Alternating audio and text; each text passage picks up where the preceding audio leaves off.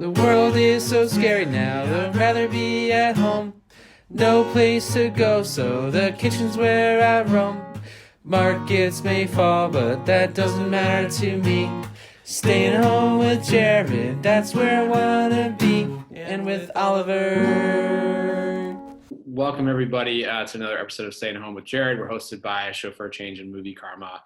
Today's guest, I'm really excited to have here Noah Berlow, who's an accomplished filmmaker, producer, editor, just about everything in the industry.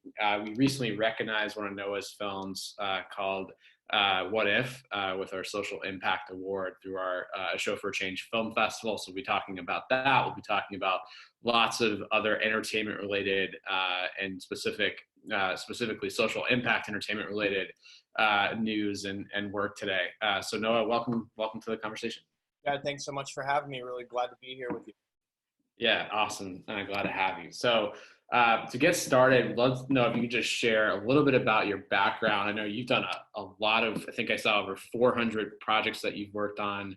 Would love to hear about that, and specifically in the impact entertainment space, the kind of work that you've done.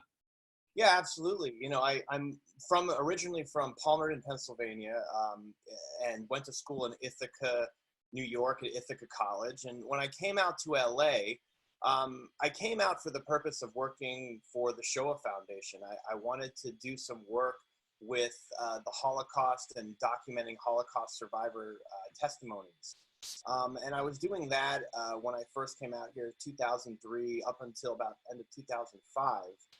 And it was really difficult at that time for me to try to transition myself into the reality TV boom that we had around that time, which was basically a lot of the different job opportunities that were there. I really needed to do something that I would be, that would be meaningful to me after teaching tolerance and listening to Holocaust survivor testimonies talking about genocide and their experiences.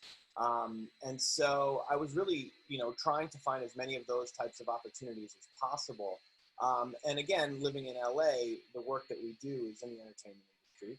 And so for the most part, a lot of the time, I had to kind of live a balanced life between entertainment and social impact type documentary films. So having worked with Rolling Stone magazine, doing a lot of their films, short films in the entertainment industry, all the way to doing documentary films where I was the only American on the team to help raise awareness about some social evils going around the world, such as female genital mutilation. And most recently, a lot of work with a charity called the Illumination Foundation, whose mission is to disrupt and ultimately help to stop the cycle of homelessness, which was the theme of the film that we did last year, What If? This was one of several films that I've done for the foundation, and it's been really rewarding to see the impact that these films have had on everyone who's seen it. I'm really, really looking forward to continuing to help them out in the future with more films, because in the times that we're living in today, that story never ends. And it's if you think you're having trouble right now living at home, imagine the people that don't have that shelter at a time like this, let alone a public bathroom to use. This is a really good time for us to really remember those people and realize that we're definitely they're a vulnerable population right now. Yeah, absolutely. And we know that, individuals experiencing homelessness are at higher risk for COVID-19 and have had obviously greater levels of transmission than other communities. I'd love for you to talk about, Noah, like how you mentioned a little bit, but how you're using storytelling to drive social or environmental change, maybe using What If as an example and how that collaboration happens. So I think that's really, between a foundation, for example, and a filmmaker, I think that's really insightful and relevant to what's happening right now. Absolutely. When you think about story, story is one of those things that is a ritual that we've had since the beginning of time. This is a ritual that we've used to make sense of the world. We think in story. We dream in story. So whether you're, a person who's trying to make a business presentation, or whether you're a politician who's trying to, you know, get a point across, you need to use this tool of story to really get anyone's attention in order to create some form of change. When I sat down with a lot of these, I guess you can call them survivors of homelessness who now have some stability in their lives, every single one of them said that they were telling their story on camera for the first time. And so my job was not as difficult as you may have seen when I sat them down. It simply was, tell me your story. And when you hear a person, another human being on a camera, tell their story, and you see the emotions in their faces, it's almost impossible to not feel something for that person.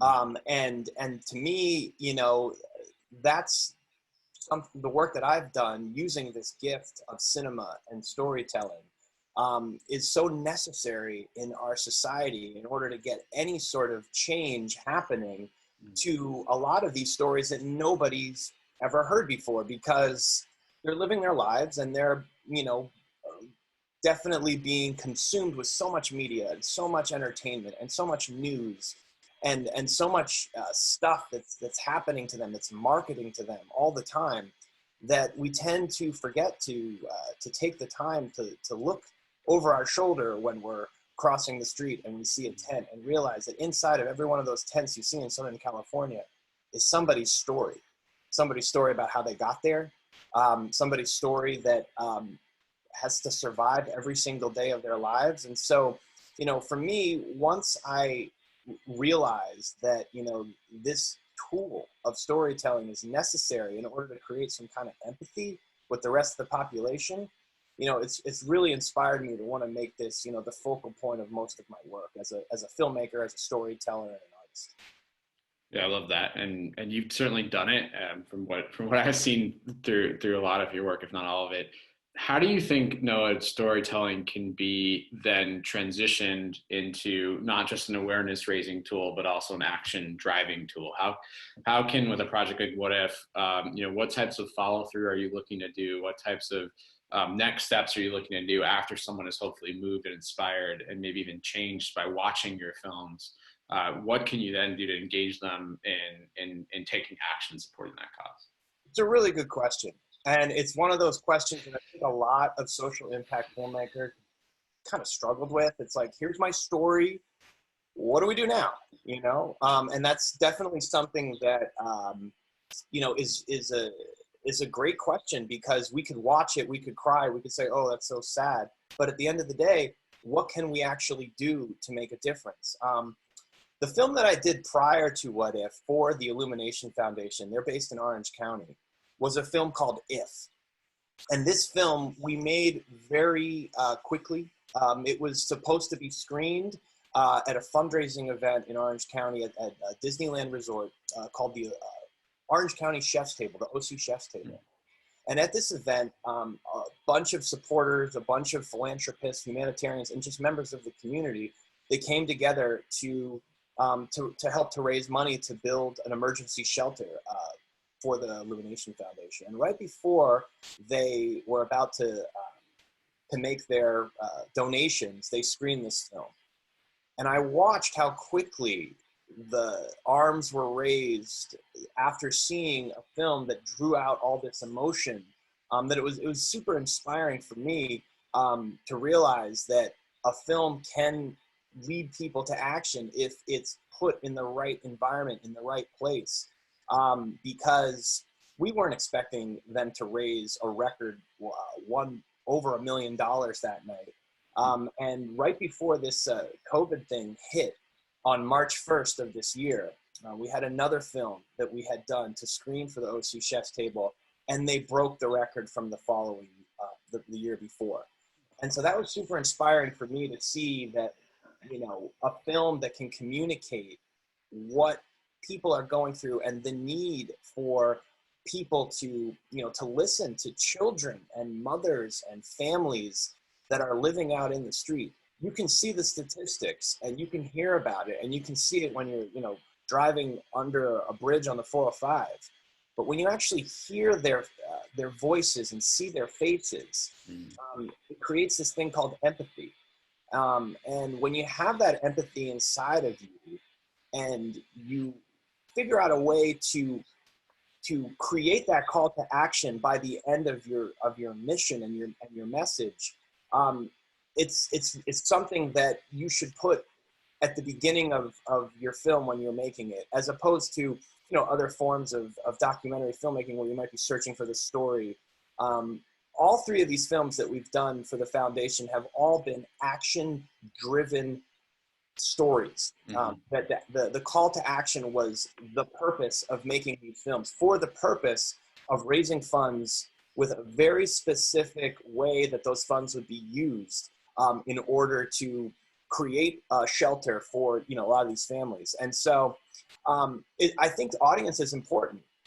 I think that knowing who your audience is, the audience that wants to make a difference, and getting your footage, your film, in a format that can clearly communicate that message and that call to action to your audience is one of the things that is probably one of the most important criteria for getting somebody to lead others to action.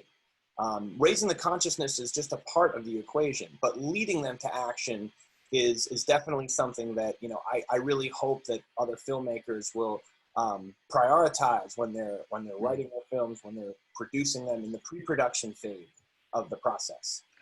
Yeah, I love that. And obviously with Movie Karma, that's one of our main goals is to connect not only that consciousness raising, as you said, but really connect it with action. So I love that you're doing that as a thread through all that you're creating. Question, Noah, in terms of how can folks support the work that you're doing and the films that you're doing? And maybe this goes into a broader question around how can folks who want to be engaged beyond just audience members, how can they actually get involved either with the creative process, supporting filmmakers like you. Obviously, we set up Movie Karma as a platform to help do that, but I'd love to hear from you if there are other ways that folks can get engaged, and or how can they help the charitable work? Is there a place that they can go to take action? Well, first of all, if we were all independently wealthy, the answer is easy. Could donation, you could put some money that you've been saving, and a little bit of money goes a long way for somebody that has nothing, especially somebody who needs to have some kind of support. And right now the Illumination Foundation, after this incredible fundraiser that we had done just before the lockdown happened. I mean, this was March 1st. It seems like, such a long time ago, but things were shutting down very quickly after that. The need for financing and the need for funding to support all of the homeless in Orange County in particular, you can just only imagine was astronomical. And at the moment, they have a GoFundMe right now with the next film that, that we had screened at the event. To try to raise, some money, because the other thing that you can do, which is also definitely reduced in the fear of this pandemic that we're in, is volunteering. Mm-hmm. So the volunteers right now are definitely, there's a shortage of them because they may be afraid. They may be afraid of getting sick and bringing it back to their families. So not only, is this particular community definitely vulnerable to what's going on, but the volunteers that they were used to have, might not be as much as they were before. But, for most of us artists that really want to make a difference, that may not have the money to donate, they may not even have the time to volunteer, the most important thing that I feel that they can do, especially in this era that we're in, is to utilize their skill and their voice and their creativity to put some activism into their work. I feel so passionate about this. It's like we spend all this time, we go to film school, we try to build up our reels, our resumes, work with celebrities and do all this stuff. And we have these skills that nobody else really has, because it takes a lifetime of filmmaking to really get good and to do it properly in a way that's going to, engage the most amount of audience as possible, right? So now that we have this skill that we've dedicated our whole lives to, we've sacrificed all of our weekends, our nights, our holidays to, you know, it's almost like it's our responsibility to use these skills to do something to help our culture, you know, to do something to really help, you know, make a positive impact on our society, because it's not going to be the same if you write a book. It's not going to be the same if you give a speech. This is the most powerful medium that we currently have in our planet: visual storytelling. And it's a gift that since we as storytellers have made that sacrifice to, you know, to really dedicate our time, the world is really relying on us, filmmakers, storytellers, to use the skills that we have to make a difference. So, you know, any chance that you can to tell somebody's story that doesn't have the ability to tell it, you need to prioritize that in your life, whether you're paid or not, whether it's something that, you know, you have time for, or that you have to make time for. You know, they're relying on you to tell you their stories. And if you don't, then who will? Yeah, absolutely. It's and that idea that, you know, those of you watching, like, you know your story the best, right? And you know the issues you care about the best, and you're the one who's closest to it. And so it kind of falls on you to tell it. In light of some of what you mentioned, Noah, around COVID-19, how do you think coronavirus and COVID-19 has changed creative work and even, you know, social impact filmmaking? How do you think this might shift or is shifting the landscape for folks who are creating that work and also folks who want to engage with it?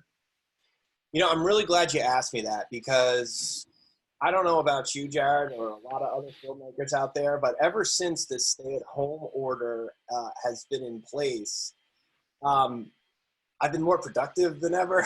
I mean, to the point at which that I can be, because most of the work that I do before I step onto a set happens at home. It happens in the office, in the edit bay. I've had a long career as an editor in post-production. Before I started, you know, really taking the role of being a director, producer on a film project. And so when I do a project, especially these last 3 that I've done with the Illumination Foundation, I try to reverse engineer the film before I go out and shoot it.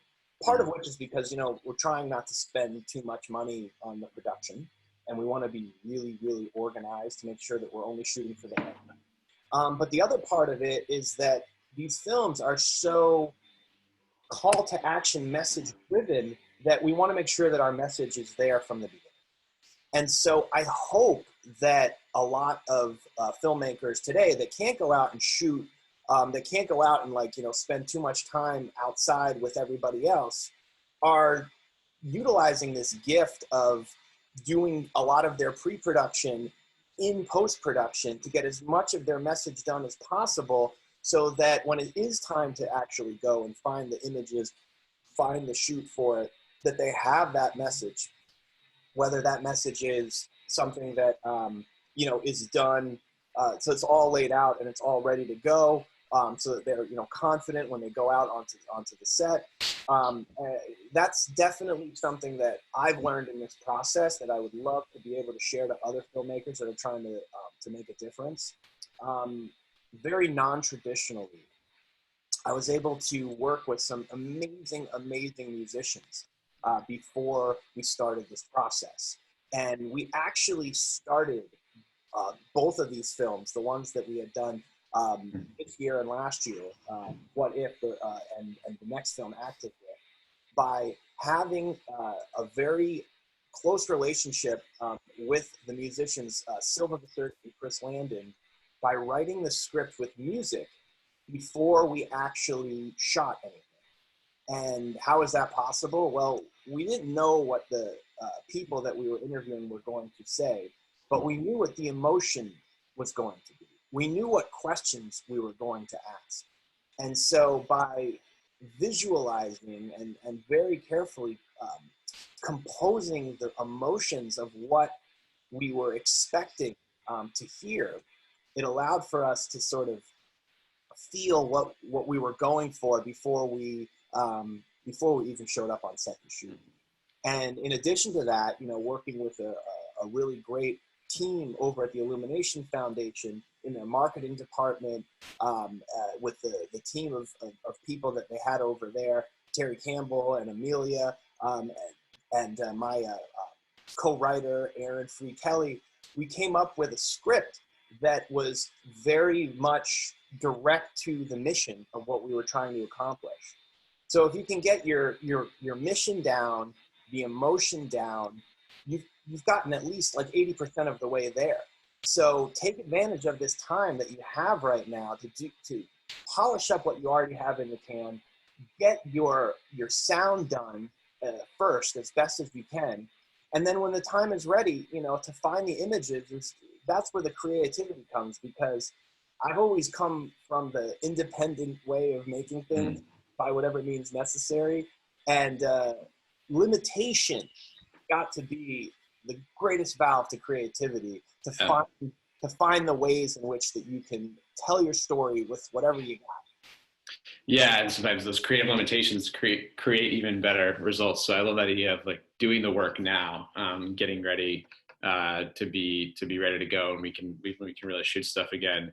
That connects well, Noah, to my next question, which is staying creative. You know, there are folks that we've talked to and heard from who are, you know, whether they're filmmakers, whether they're writers, whether they're producers, directors, etc., who are struggling to perhaps stay focused during this time, perhaps stay creative during this time, might feel a little bit lost with everything going on, or discouraged with everything going on economically and so forth. So I'm wondering, what other insight might you have for people who are trying to stay creative?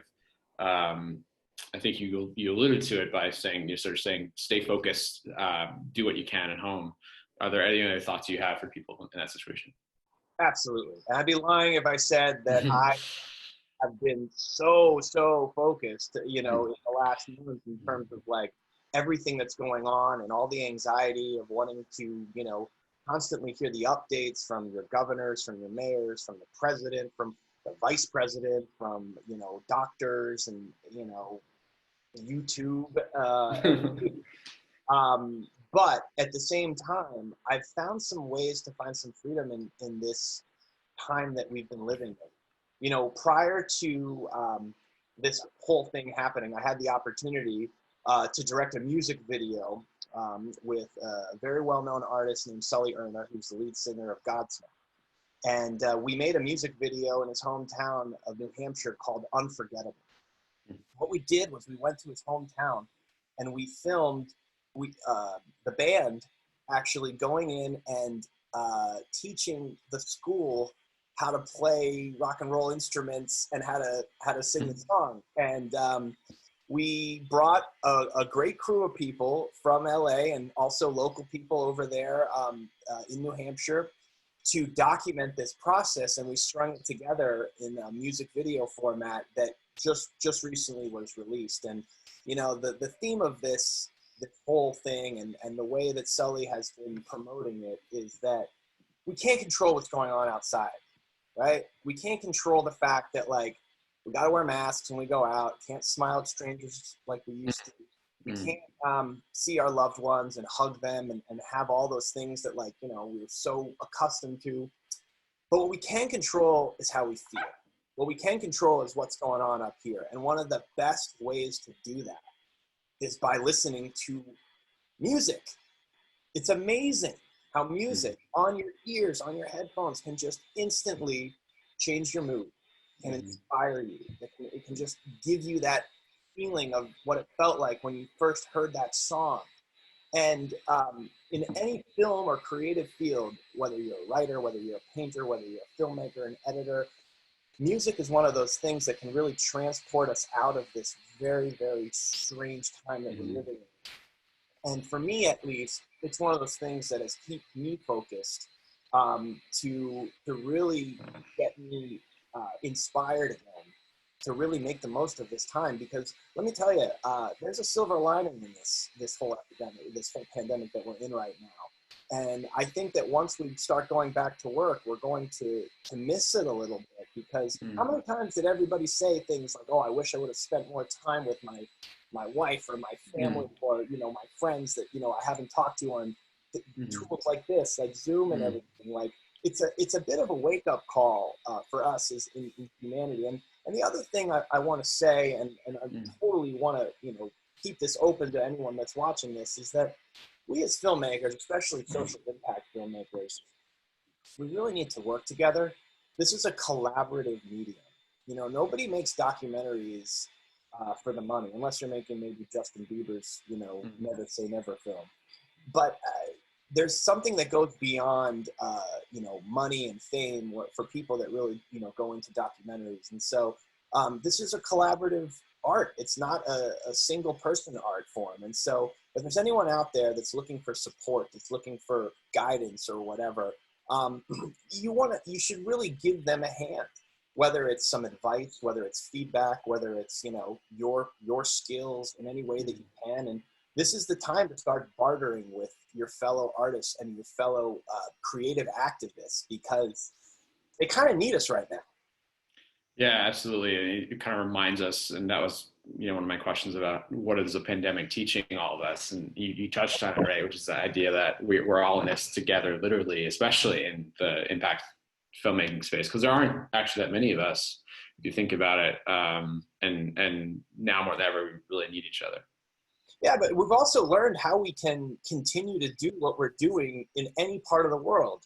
Yeah. Like you know, things like Zoom and things like Skype and social media, like we've had these tools for a long time, but we've never really used them properly the way that we could use them, the way that the millennial experts predicted that we would use to help solve the world's problems. And nowadays, we need these tools more than ever. And I hope that this time, that if we can realize that you know, now that we can become stronger as a result of being forced to communicate this way, that we'll be working together more in a way with people that we wouldn't normally work with, you know, in terms of like overseas or across the country or whatever.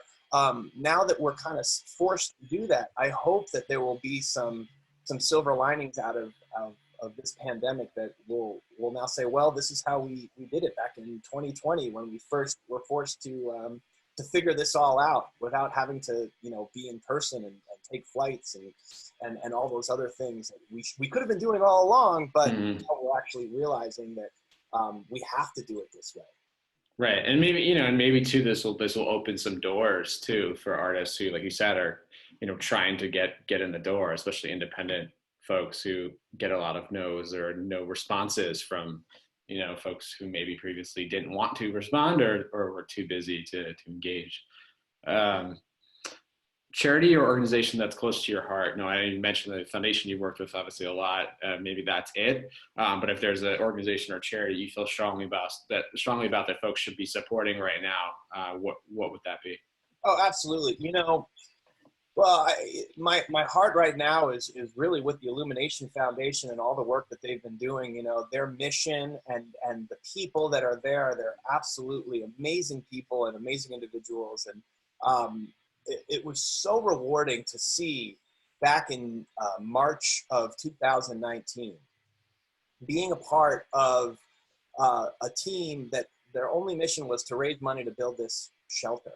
To house, I think, 8 or 9 families, and to watch that money get raised in one night, and to see them spend the money immediately to build a house in 6 months, open it, and get people off the streets with their kids into homes, and then have me come and follow up and interview them all and see their happy faces and hear their stories.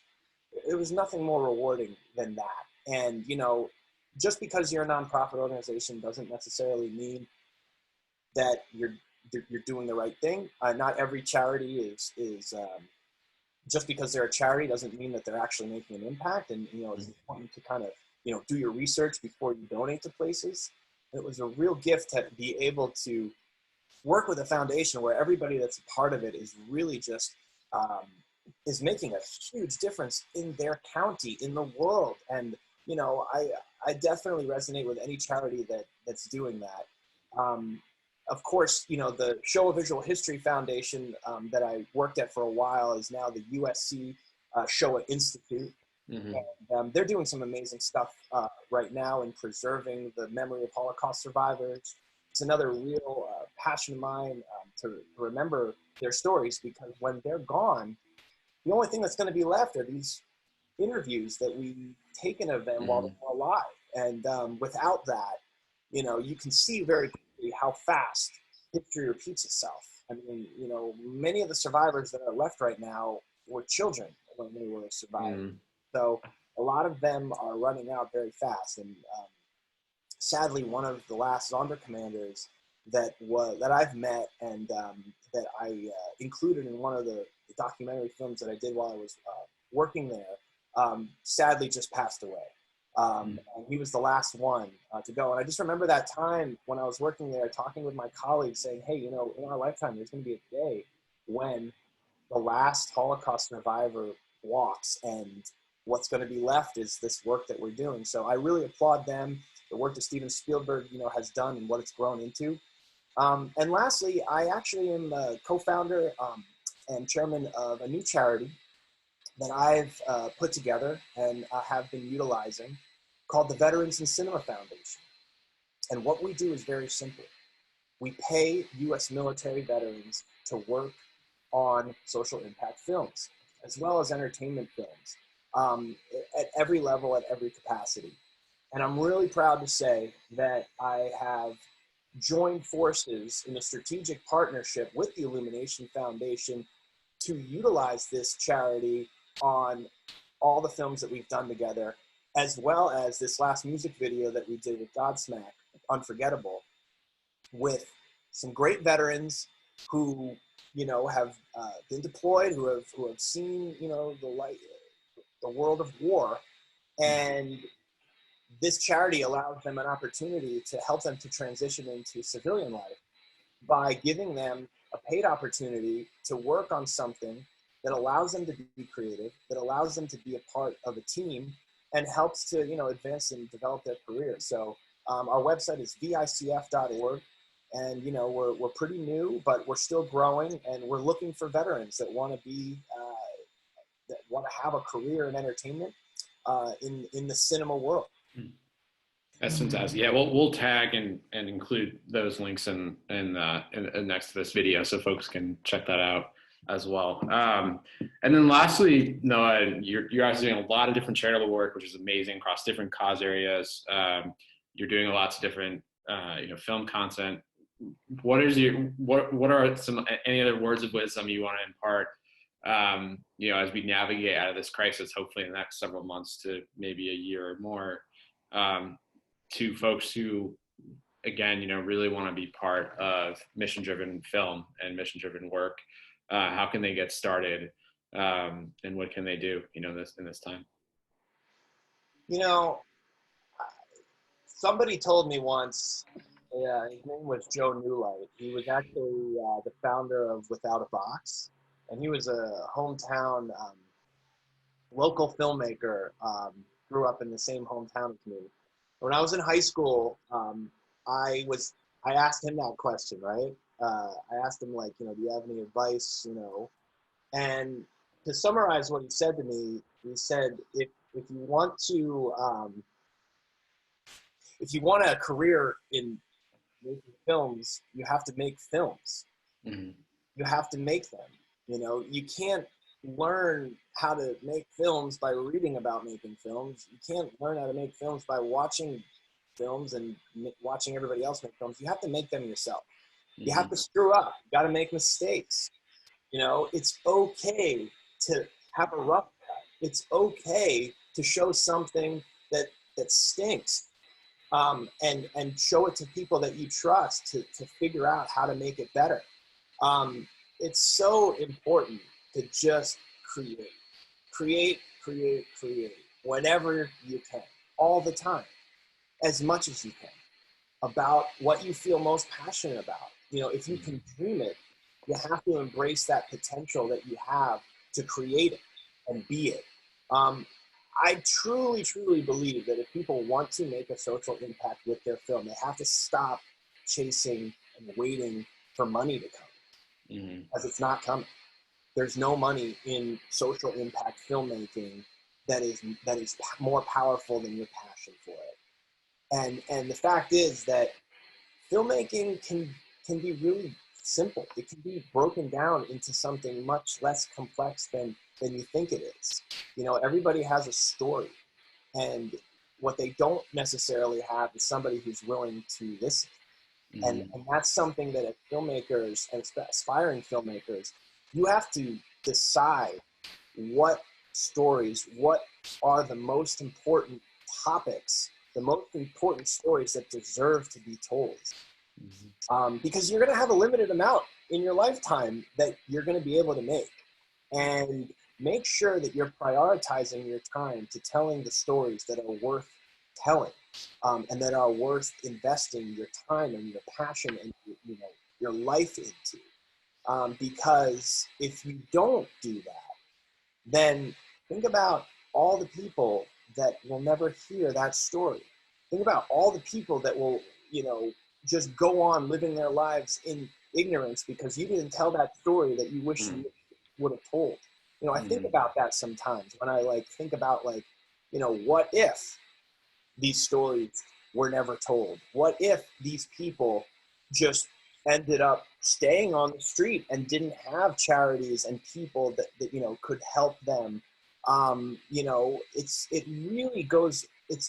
really something that we take for granted, I think, because we're just so consumed with all of the the glamour that goes along in our industry, with being on red carpets and receiving awards and seeing celebrities and posting about it on social media.